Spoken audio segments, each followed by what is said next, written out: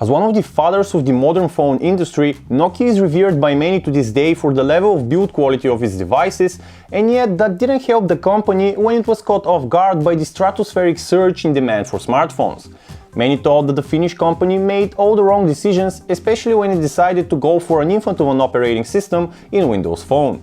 The thought of what Nokia could have been like if it instead hedged its bet and adopted Android as well is still stuck at the back of the head of many people. We won't be having a miraculous remake of history today, but we all finally have the opportunity to see what Nokia hardware powered by Android feels like. With its X line, Nokia surprised many by finally seeing fit to experiment with Android, though this is still a fork of the platform.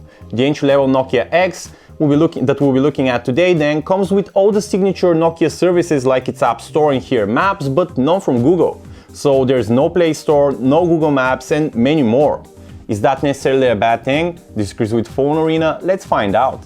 Whether because it's a near-flawless lookalike to the latest Asha 503 or because the Asha in turn draws inspiration from Nokia's Lumia 525, we felt like we knew the Nokia X from the get-go. The X inherited the singular capacitive back button from the Asha line and the rectangular frame with its moderately sharp edges.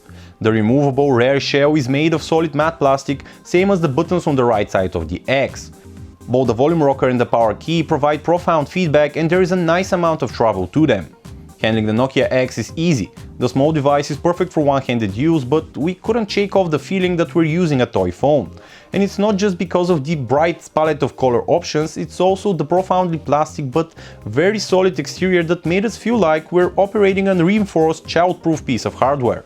On the bright side, while there is no arguing this looks and feels like an entry-level device, the overall build quality is quite impressive. When looking at the 4-inch 480 by 800 pixel resolution display on the Nokia X, the results kind of speak for themselves. To start off, this isn't the sharpest panel out there, though at 233 pixels per inch we didn't actually find much reason for complaint. But it's in color reproduction that the panel totally disappoints. It's got a very cold color temperature of 9300 Kelvins, resulting in a noticeably bluish fringe throughout. This problem is especially noticeable when the display has to render different shades of grey. Worse yet, the display isn't very bright, managing just 359 nits at its very best. This, combined with the highly reflective glass on top of the display, amounts to a frustrating outdoors viewing experience. The Nokia X runs on a fork of Android that it chose to call the Nokia X software platform. Regardless, this is very much Android at its core, though it does look drastically different when talking about the lock screen and the two available home screen. The home screen, for example, is style-centric and those can be all resized just like on Windows Phone 8. Unlike with Microsoft styles, however, the Nokia X's are completely static. There is also no drawer menu with all of your apps. Instead, those go directly on your home screen, though you can organize them into folders. Swiping from the top of your UI will introduce you to a small status bar which holds 4 quick toggles for easy access to stuff such as Wi-Fi and Bluetooth. Notifications are fed to your lock screen and can all be accessed through the Fastlane screen. Fastlane is a new dedicated home screen inherited from the Asha line. Accessible by swiping left or right from the default home screen, Fastlane is a separate screen that keeps track of recent apps and also fills with notification-like updates triggered by different events. For example, receiving an SMS text message will register on Fastlane and so will the latest photo you took with the X's camera. Speaking of settings, these are among the few indications that the Nokia X is indeed running on a highly customized Android, but Android nevertheless. Essentially identical to what you'll find in the stock version of Google software, the menu itself offers no surprises and little extras. For example, you can activate double tap to wake functionality, but waking up your Nokia X with a simple double tap simply does not work. Instead, you have to use moderate force in order to unlock the screen that way. But how do essential apps like messaging, contacts and email function and look on Nokia's new software? In a nutshell, they're as basic and straightforward as these go, but there are some very noteworthy exceptions. For example, something as simple as your calendar simply won't allow you to add events unless you connect it to a Microsoft Exchange account. And what about third-party apps? Unfortunately, the choice is quite limited, as you're only getting access to Nokia's App Store, which feels absolutely empty when compared to Google's Play Store. Still, you do have access to major apps such as Facebook, Twitter, Vine, Snapchat and Skype, but not too much beyond that. Thankfully, Nokia's App Store seems to be interconnected with third-party app stores like SlideMe and Aptoid, and knows if the app you're looking for is available there. One of the perks of the Nokia X is the availability of 2 SIM slots. Popular among people in developing countries, the specific configuration that you get is dual standby, meaning that you can only use one SIM card at any one time. So, for example, if you're holding a call on SIM 1, SIM 2 will be unreachable. Moreover, only one of the two slots allows for 3G connectivity, while the other one is limited to 2G GSM connectivity. As for the software surrounding the functionality, it's fairly basic but well done. Placing any call will trigger a prompt asking you to choose through which SIM card to place the call, though you can also automate the process by attaching tags to certain contacts. That way you can, for example, set the Nokia X to call your immediate family only through your first SIM and have all work-related contacts default to the second one. From the moment we picked up the Nokia X, we knew we're faced with a device that is going to struggle pushing Android. That's not surprising, as the X is powered by 1 GHz dual-core Snapdragon S4 processor and a measly 512 MB of RAM. And while we've seen devices handle themselves just fine with this particular Qualcomm chip, 512 MB of RAM have proven insufficient to run Android without a hitch. This is especially true when you're dealing with the Nokia X's software. All said, expect to be able to run some medium-intensive apps and game titles without too much trouble. Graphics-intensive games like Asphalt 8, however, will run at low frame rate and others will prove completely unplayable. Looking at browsing on the Nokia X, it's a mixed bag. That's because while load speeds are acceptable for this class, navigating around web pages is frustrating due to laggy scrolling and panning.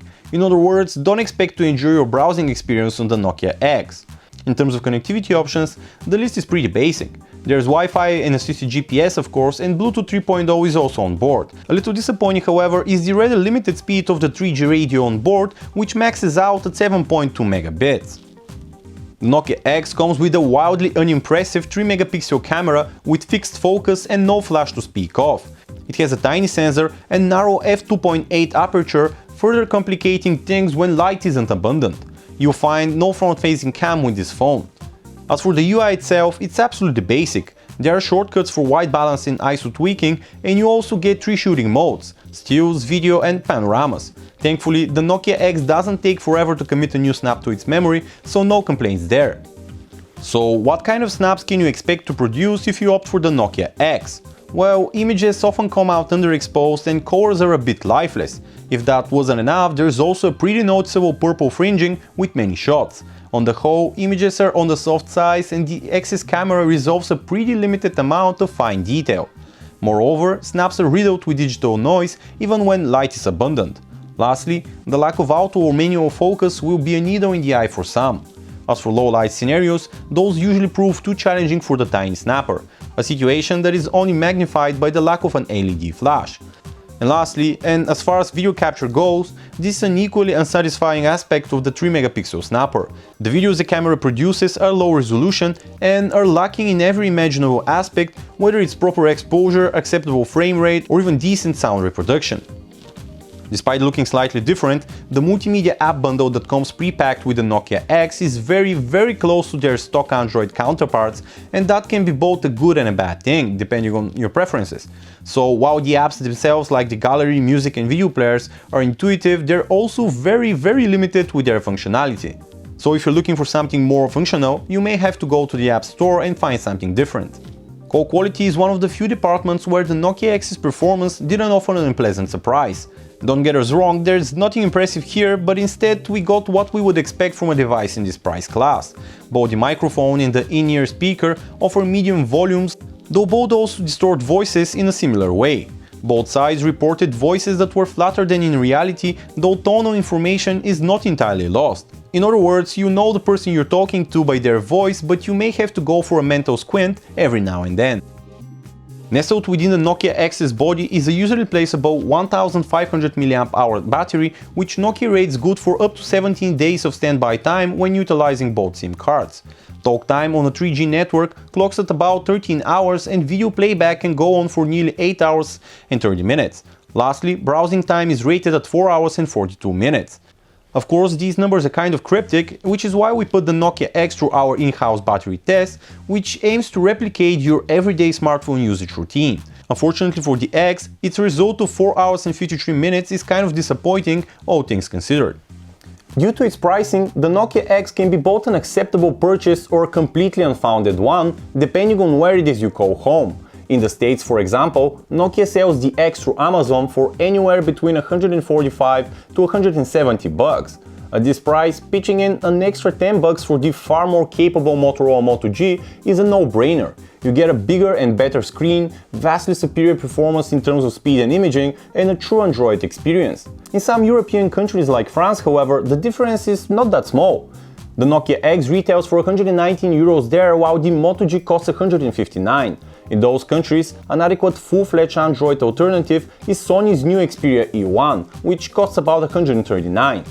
Lastly, LG's new 3.5-inch L40, which comes packing the latest KitKat 4.4 update and very similar hardware, costs about €88. In conclusion, we're kind of unable to recommend the Nokia X. Whether it's the toyish design, the poor display and camera and overall performance, or just the extremely limited nature of the forked Android on board, it's safe to say that we expected more. Thank you for tuning in for this Nokia X review. This was Chris with PhoneArena. See you next time.